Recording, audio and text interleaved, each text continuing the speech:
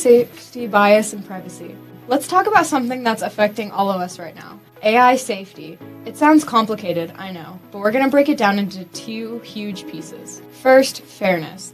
You know, making AI doesn't just copy our worst habits. And second, privacy. How we can actually protect our own personal data in this new world. So let's dive in. So first things first, where does an AI get all its smarts? Well, it's definitely not magic, and it's not sitting in a corner thinking up new ideas. Honestly, you should think of it more like a student whose classroom is, well, the entire internet. Everything we humans have ever written, posted, or created. It learns directly from the world we've built, with all its good parts and all of its flaws. And that leads to a really big question, right? If AI is learning from our messy, complicated, and often biased world, can it ever truly be objective? I mean, is it even possible for a machine to be free of the same exact blind spots that we humans have? And the answer, at least for now, is pretty blunt. No. An AI system can only, and I mean only, be as fair as the data we feed it. So, if our data is full of historical inequalities, the AI doesn't know any better. It just learns those inequalities as facts. And that, right there, is the fundamental challenge we're all facing. This idea is the perfect doorway into our first big topic. What happens when bias gets baked right into the code? This is when our very human blind spots accidentally get programmed into algorithms that are now making huge decisions about our lives. So what exactly is AI bias? Well, it's pretty simple. It's when a system gives unfair or prejudiced results because it learned from biased human data.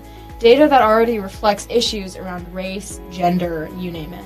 The key thing to get here is that the AI isn't trying to be unfair. It's just holding up a mirror to the data it was trained on. Okay, this is where it gets real.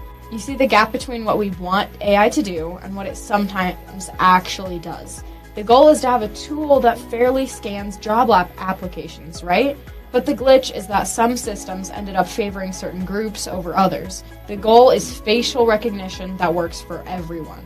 The glitch? Some of them have been notoriously bad about identifying people with darker skin tones. These aren't just theories, they affect real people. When you see examples of that, the next question is kind of obvious, isn't it? So how do we fix this? How do we stop these very human biases from getting permanently wired into our technology? Well, the solution isn't just more code. It's actually more human. First up, you have to build diverse teams. It just makes sense. People from different walks of life are way more likely to spot blind spots than a uniform team would completely miss. Second, you have to test and retest and test again. Rigorously check for this stuff before it gets out into the wild.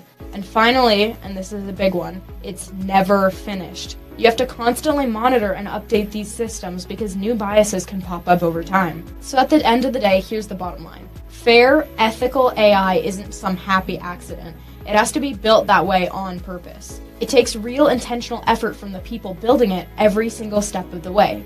Okay, so now we've been talking big picture, society, algorithms, all that stuff. But now, let's pivot and make this way more personal. Let's talk about your data. Because that giant pool of information AI learns from, you're contributing to it every single day. I mean, just think about your average day. Every Google search you make, every post you like on social media, every photo you upload every time you talk to your smart speaker. Heck, even just carrying your phone around tracks your location. All of that's data. And it's the very stuff that's teaching AI how the world and how you work. And the scale here is just massive. We're not talking about a few pieces of information. It is a constant, non-stop stream. Every single click, every tap, every search query is another tiny lesson teaching these systems about your habits, your interests, and your life. And this right here is why privacy has become such a critical issue. Because once your personal data is out there on the internet, it's incredibly hard, if not impossible, to get it back. It can be copied, passed around, and basically live forever online.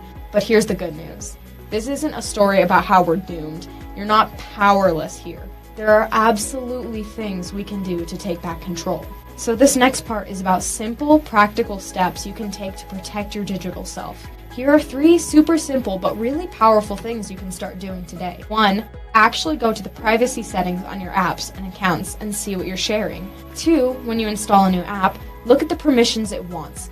Does that simple photo filter app really need access to your contacts list? And 3, maybe the easiest one, just take a breath and think before you share. Be a little more mindful about what you're putting out there for the world to see. So if you remember one thing from this section, make it this. Your data is valuable. It's a blueprint of who you are, and it's being used to build our future. It's worth treating with care. Alright, let's pull back for a second and connect these two big ideas. Because bias in AI and our personal privacy, they really fall under the same huge umbrella, our shared digital responsibility. And that's a role we all play, whether we're creating this tech or just using it. You can really think of AI safety like a coin.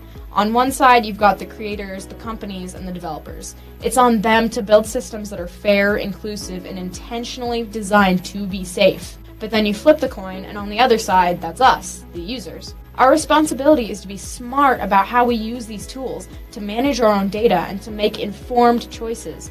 You absolutely need both sides for this to work. Which leaves us with one final thought to chew on. At the end of the day, AI is a tool. Yeah, an incredibly powerful one, but still just a tool.